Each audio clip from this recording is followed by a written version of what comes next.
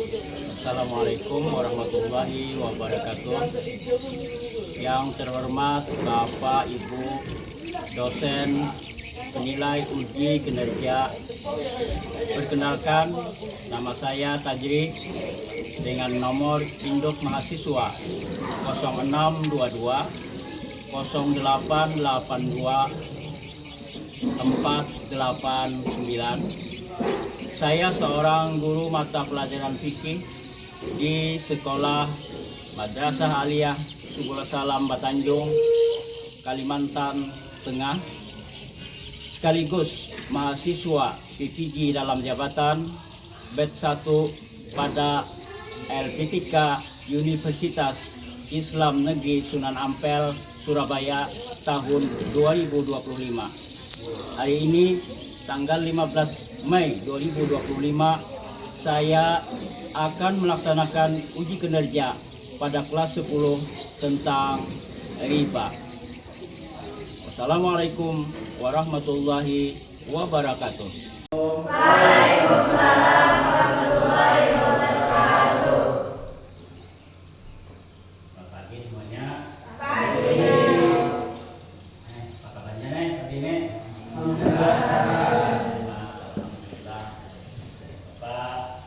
Cek dulu hadirannya lah, pagi ini lah. Ada yang hadir hari ini? Ada.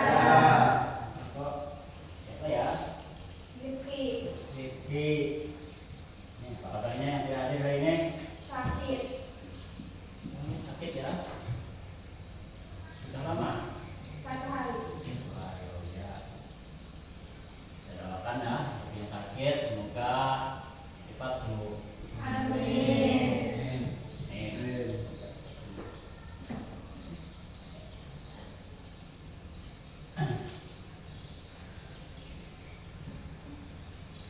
Kemudian sebelum pembelajaran kita dimulai, untuk lebih baiknya kita berdoa terlebih dahulu. Seperti biasa, ini siapa yang belum hadir? Bibi. Ya, pemimpin pagi ini supaya nanti berkah. Kita berdoa bersama-sama. Bismillahirrahmanirrahim. Fahamna Sulaimana wa kullan ataina hukman wa ilman wa safarna ma'adal jibala yusabbihna wa khayra wa kunna fa'ilin ya hayyu ya qayyum wa ya rabb Musa wa Harun wa ya rabb Ibrahim wa ya rabb Sayyidina Muhammadin sallallahu alaihi wasallam walhamdulillahi rabbil alamin.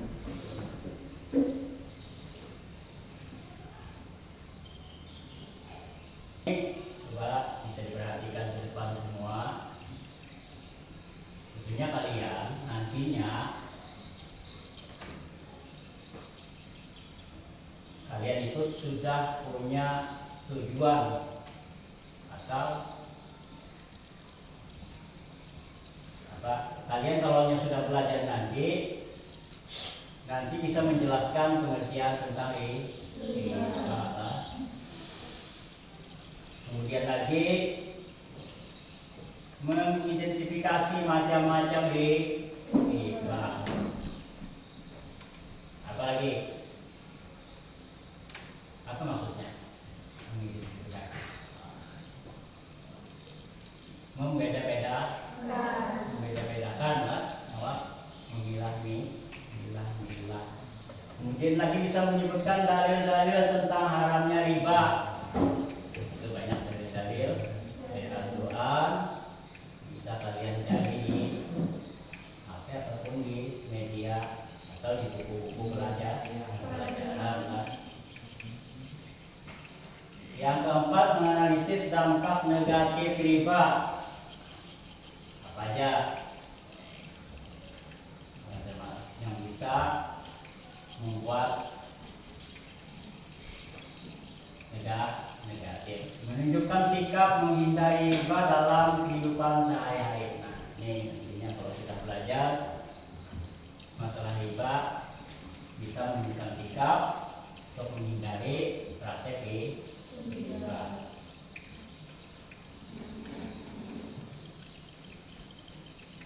Nah, jadi sebelum pembelajaran hari ini ya untuk memberi semangat supaya jangan tentang jalan,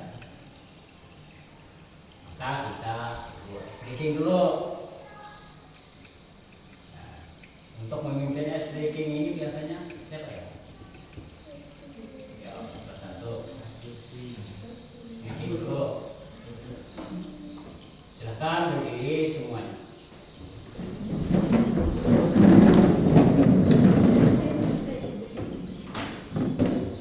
Kita mulai. 1, 2, 3. Buka tutup, bertepuk tangan. Buka tutup, tepuk tangan lagi. Gulung-gulung, digulung-gulung, lalu tersenyum gigi. Gulung-gulung, digulung-gulung, lalu tertawa haha. Oke. Gimana? Ya, udah. Tuh, supaya kalian bisa lebih Konsen. Nah, di sini tujuan pembelajaran sudah Bapak sampaikan. Nah, ini kita masuk ke tentang pengertian Riba. Nah, di sana riba itu berasal dari bahasa Arab yang berarti tambahan atau kenaikan. Nah, dalam istilah ekonomi Islam, riba merujuk pada tambahan atau keuntungan yang diperoleh dalam suatu transaksi yang tidak sesuai dengan ketentuan syariat Islam. Riba juga termasuk dalam kategori dosa Besar. karena merugikan pihak yang lemah dan tidak adil. Jadi termasuk dosa besar. Jadi riba itu dosa besar. Apa aja termasuk dosa besar? Siapa yang tahu? Hanya di dalam kita agama Islam itu ada 7 yang termasuk dalam kategori dosa besar. Apa? Membunuh. Apalagi? Memakan apa yang tidak berarti. Apalagi? Sirik. Nah, betul. Ada yang menambahkan. Betul lah, ya. Kok.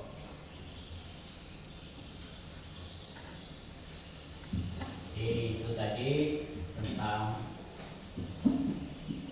hukum riba. Di sini ada dalil tentang riba.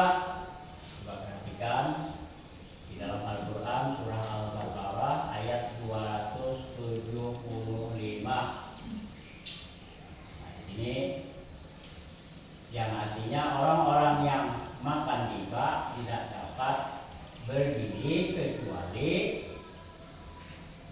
seperti orang kerasukan Setan. bisa ya. Belum ada yang pernah lihat karena setannya orang biasa ya kan? Setannya pada kelihatan.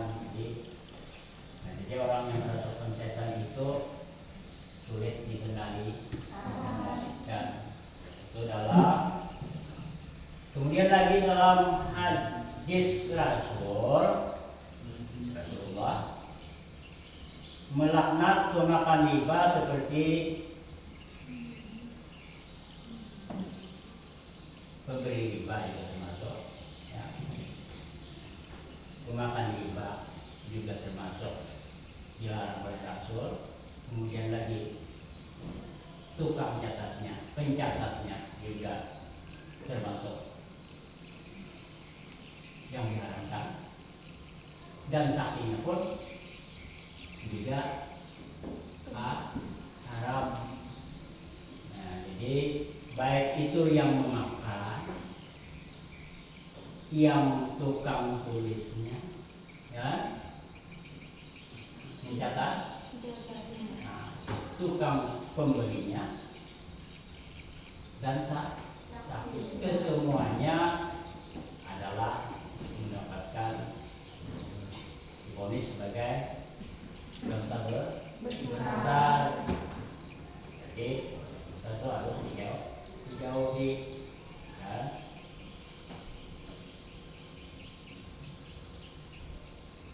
Nah, ini tentang macam-macam riba. Ada berapa macam di sana? Ada 3 macam ini, ya. Ada riba qard atau riba pinjam. Riba ini terjadi dalam transaksi pinjaman yang disertai dengan kewajiban pengembalian lebih dari jumlah yang dipinjam. Berarti misalnya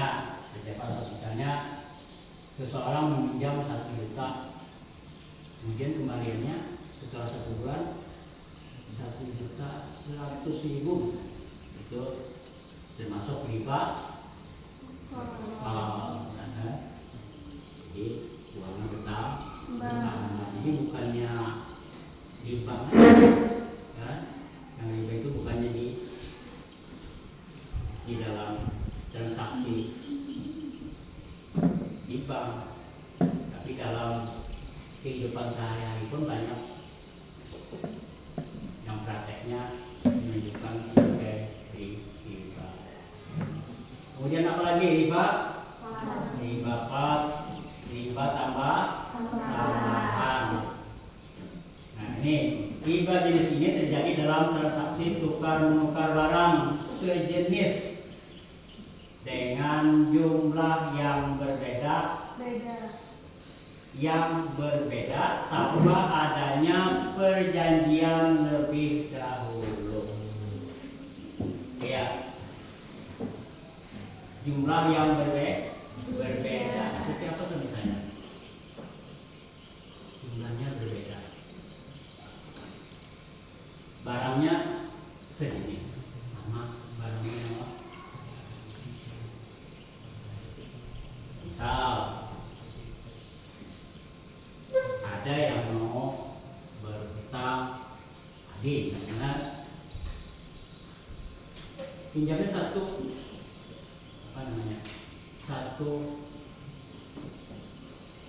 atau 10 kilo, kan? Atau 1 belek, ya, 10 kilo, tapi kembaliannya nanti 15 kilo atau berapa sesuai perjanjiannya.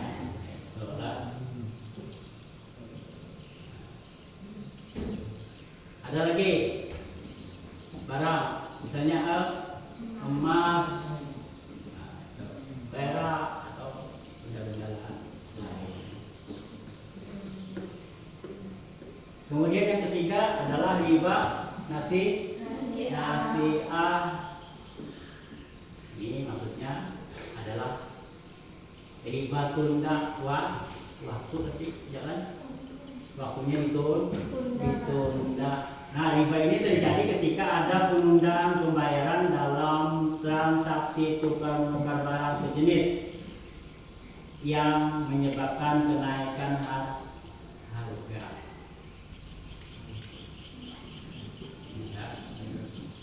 Misalnya seperti apa ya?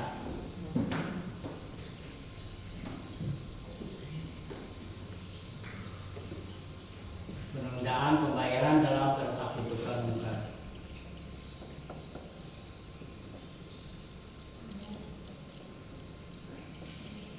Ya, seperti apa misalnya? Penundaan pembayaran, misalnya waktunya tidak bisa bayar bulan ini, tapi bulan yang akan datang, ini maksudnya bayarnya akan bertambah lagi ya. Nah, harganya akan naik. Bisa lagi seperti di cita-cita. Nah,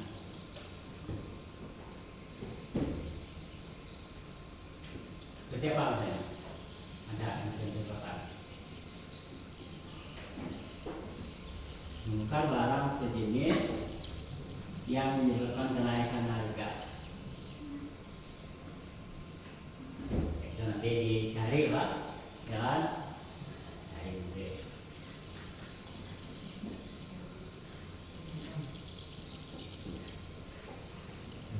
Nah, sekarang masuk ke contoh praktik di bank.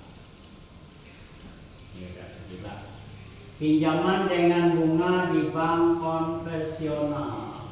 Ini di bank konvensional itu seperti apa? Kan banyak kita dengar itu bank yang sifatnya berbunga.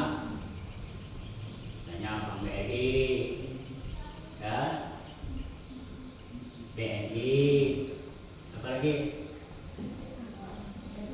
BCA, apa lagi? Bank Syariah, ada lagi. Nah, itu.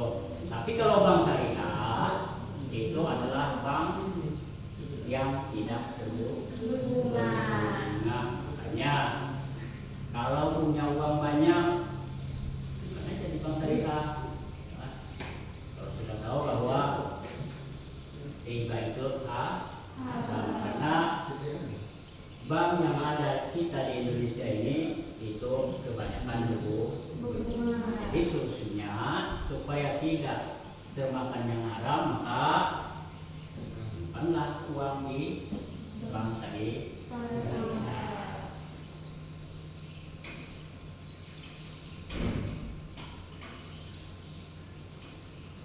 Kemudian lagi tukar-menukar emas yang tidak seimbang.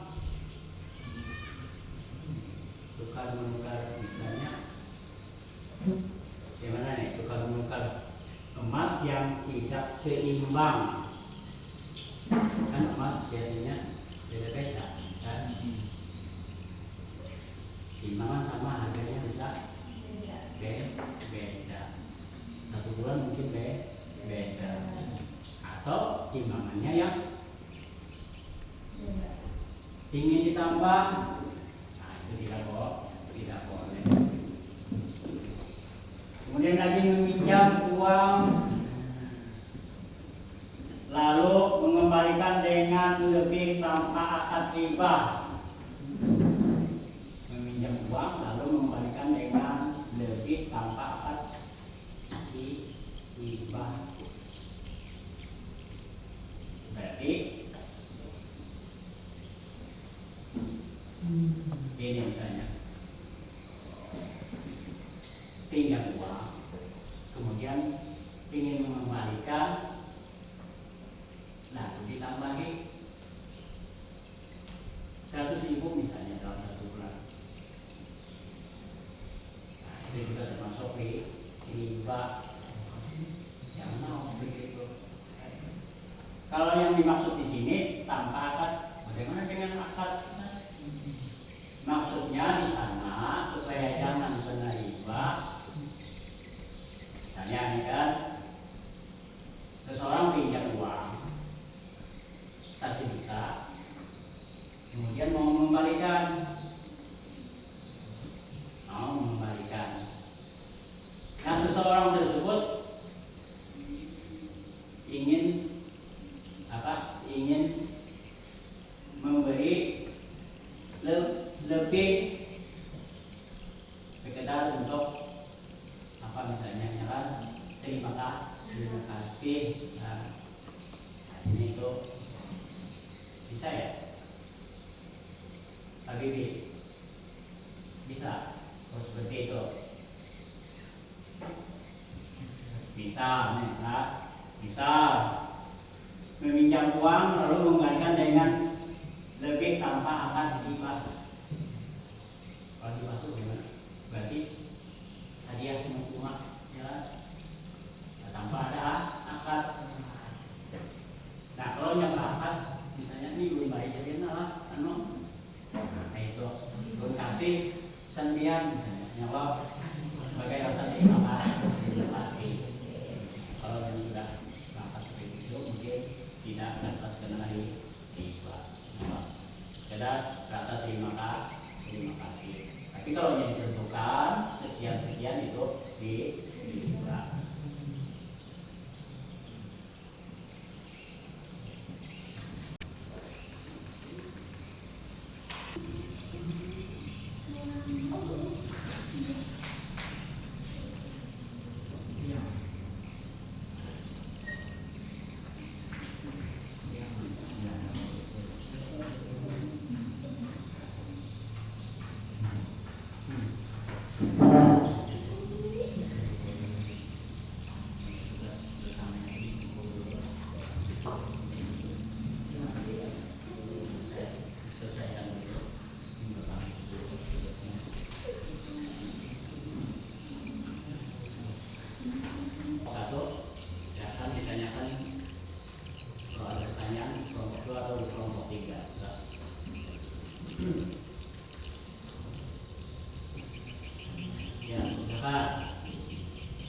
Yang suaranya nyaring sedikit kan? Izin bertanya dari kelompok 1 untuk kelompok 2. Oke, ya. Apa itu hibah? Hibah yaitu tukar menukar atau jual beli dua buah barang yang sama jenisnya tetapi tidak sama timbangannya, yang disyaratkan oleh orang yang menukarinya. Contoh barang hibah emas, perak, gandum, kurma, dan garam. Bagaimana kelompok 3 anggapannya? Benar. Apa tadi? Dari kelompok 2 tadi? Coba diulang. Yaitu tukar menukar atau jual beli dua buah barang yang sama jenisnya tetapi tidak sama timbangannya, yang disyaratkan oleh orang yang menukarnya. Contoh barang hibah emas, perak, gandum, kurma, dan garam. Jadi itu adalah salah satu contoh hibah emas. Jadi pertukaran barang pun bisa jadi hibah, bukannya uang aja yang bertambah jadi hibah. Jadi harus kita pahami betul. Jadi nantinya harus itu paham kan apa yang sebenarnya hibah. Jadi pahami betul-betul tentang macam-macam hibah. Di sanalah bentuk-bentuk yang termasuk hibah. Ada lagi? Bisa dari kelompok 2 silakan bertanya ke kelompok 3 ya, silakan. Izin bertanya kepada kelompok 3, apa pengertian hibah? Hibah adalah penambahan yang diambil tanpa adanya transaksi pengganti atau penimbang yang digunakan oleh syariah. Iya.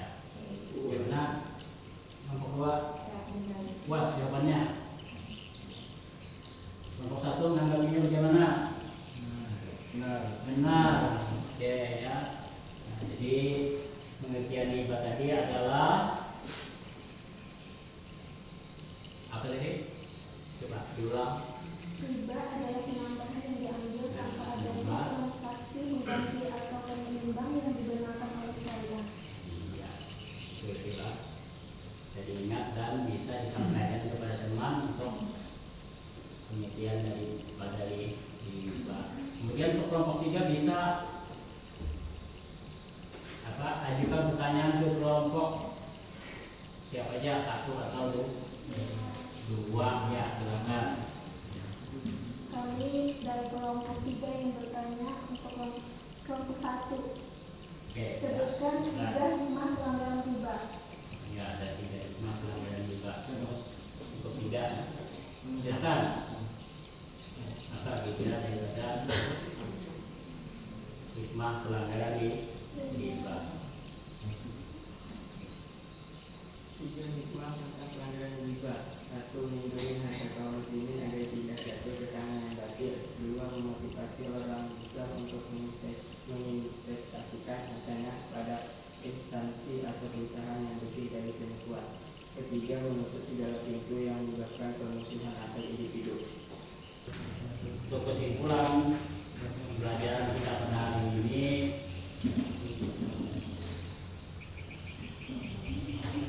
bahwa riba itu adalah merupakan perbuatan yang dilarang dalam Islam karena merugikan dan menimbulkan ketidakadilan. Nah, kita sebagai umat Islam kita diwajibkan untuk menghindari praktek riba dan memilih alternatif yang sesuai dengan prinsip dari syariah, seperti sistem ekonomi syariah yang adil dan tanpa bunga. Jadi betul-betul harus dipahami tentang riba ini sendiri. Supaya apa? Supaya praktek di masyarakat itu akan lebih baik. Kalau belum, kalau ada yang melakukan praktek riba, itu kalian bisa memberikan nasihat, ya, baik itu teman, ya, keluarga, siapa aja, ya, kawan dekat, tetangga. Itu yang pertama, kalau kalian sudah tahu, itu bisa memberikan penjelasan tentang riba. Itu adalah kesimpulan pada hari ini. Dan untuk minggu akan datang, sesuai dengan buku yang kita pakai, lanjutannya adalah bab 8 untuk dipelajari di rumah persiapan minggu yang